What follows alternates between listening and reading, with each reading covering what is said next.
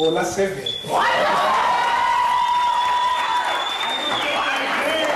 Due to time constraints, he won't be with us for long. Right?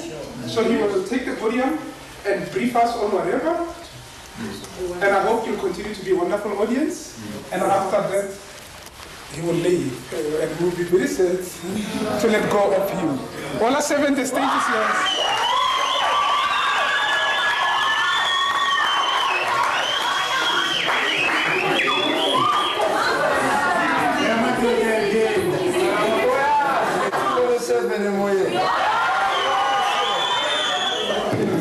I don't know. I'll tell you one thing for sure, and I'm not saying this because I'm here. Vandaag. It's Coke, of course. You pep every now and then. I was born 1977, the 24th of April. And if I'm not making a mistake, Bantu Stephen Biko died October 27th, the same year. I'm not sure, you know. Basically, personally, Biko is more like my favorite of all, politicians, because I believe in a simple logic, which when the sun sets at the west, it rises in the east. He was killed, unfortunately, and some of us were born, and we carried on this struggle. We're talking about the time here whereby my mom was pregnant, and she was ducking bullets and had to go to work with me in her tummy. Now, Biko didn't know me, but he had to fight for me, right? And unfortunately, he had to die for me. Understand? Not that he's a messiah, but then again, what we call a martyr, if we would in English, is a Understand? Some of the few brothers who sacrificed a lot of things, had their wives beaten up, had their kids chucked from one place to another, just to liberate their country. Now, some are alive today, reaping some of those fruits, living in nice houses and stuff and getting all the credit. But basically, a lot of brothers had to die so that the white carpet had to be turned red so that some of us can walk on it very comfortably, And Bantu Stephen Biko's blood is one of the very few bloods that had to dye that carpet from white to red. Thus you and I walk on the red carpet, Vandaag, as black liberated people. Understand? I just saw that kid over there. I used to tease her like head of school and went through the same school at Chablante. Basically, I was a very troublesome kid. I was very angry. I used to, get into fights and stuff. I remember one day I picked up a technical drawing chair, attacked my Zulu teacher, and I knocked her out because she'd said something about my mother which wasn't very comfortable. And I had a fight with my mom in the same morning. You know what I'm saying? I was a very violent kid. But there was a teacher called Mrs. Tegere at school who saw that, no man, there's nothing wrong with these kids, they just need attention. So she introduced us to something called the Family Life Center.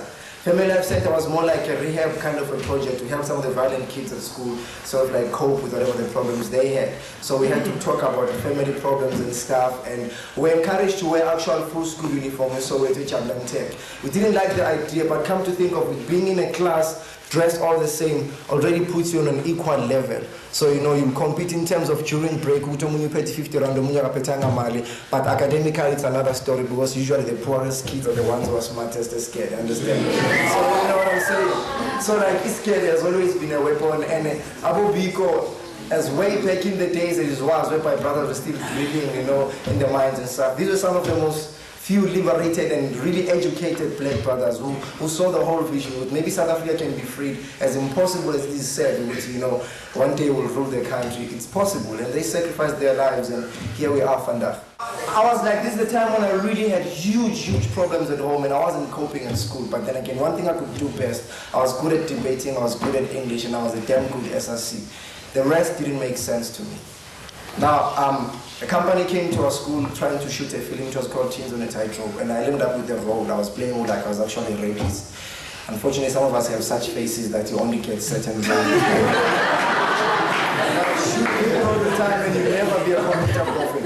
And then after that, I'd like to confess that I did officially walk out of high school because as far as I was concerned, nobody made sense. I was bored.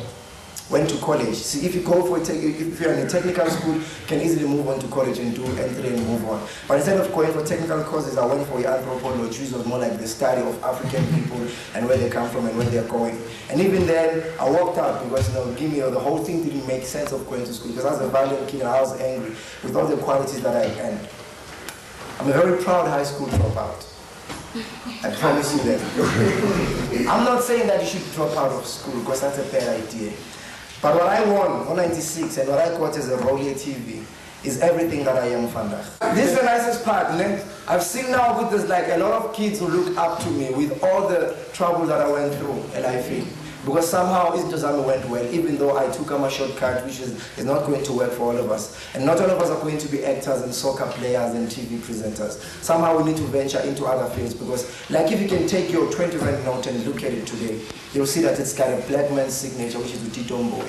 The idea is to get more and more black people into now getting the grasp of the rand, so that the more we're into business structures, then the more the country grows with the vision. You understand? Because until we get a hold of your rand, we're still oppressed, unfortunately.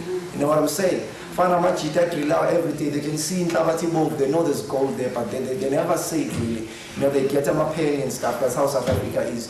Basically, all being here is very important.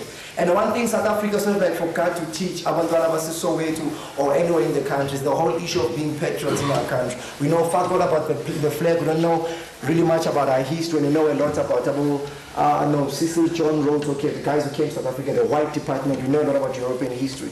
So taking charge and knowing how our history is good. Got a letter some time back from this girl. I don't know the rest of the letter, whether there's heebie-jeebie stuff still happening there, but what she said to me was, Zola, what you are is a gift from God, and what you become is a gift to God. Sure. That's what she said to me, and those words really touched me. She gave me a lot of problems in her letter, and I relate to them. Nkulenge Papa Nekabishi, like all of you. I actually slept in a shed for a couple of years. During the days of struggle, I was bounced from one place to another because we came from a rather politically active family. But all of that have made me everything that I am. And I'm telling you, Machita, now that if you believe in everything that you want to do, whether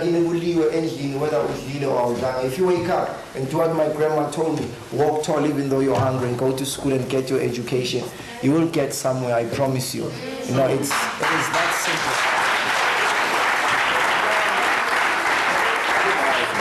I still remember how I closed the speech in 1996, and I will say the same way. They actually, we not here Kosa at the back. I think they come from a man called John Phillips. He says, the future is not some place we're headed, but one we're creating. The road to it is not found, but made, and the activities of making it changes both the maker and the destination. Basically, the ball is in your court.